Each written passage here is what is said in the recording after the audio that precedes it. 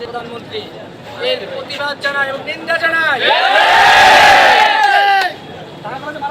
আমরা চেয়েছিলাম কোটা সংস্কার, তোলপাড় করে সামনের দিকে চাইনি। আমরা ছাত্রদের সংস্কার চাই নাই। আমরা চেয়েছি আমরা চেয়েছিলাম একটা সুষ্ঠু সমাধান।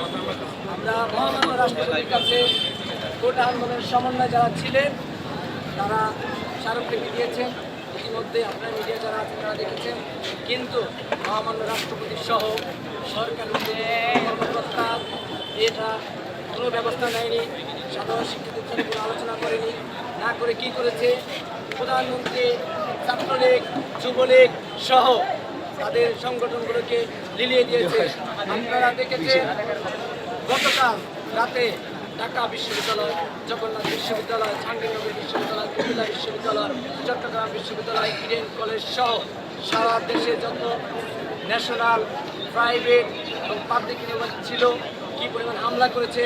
কোনো মিডিয়াকে ঢুকতে দেওয়া হয় নাই। ঢাকা কলেজের চতুর্পাশে রাস্তাগুলোকে বন্ধ করে দেওয়া হয়েছে। আমাদের ভাইদেরকে নির্মমভাবে অত্যাচার করেছে, পিটিয়েছে। এর প্রতিবাদে আমরা সাধারণ শিক্ষার্থী জেগে উঠেছি। ঠিক আজকে কিছুক্ষণ আমরা খবর পেয়েছি, মিডিয়ার ভাইরাও অবশ্যই খবর পেয়েছেন, আমাদের এক সহযোদ্ধা ঢাকা কলেজে কিছুক্ষণ আগে ইন্তেকাল করেছে।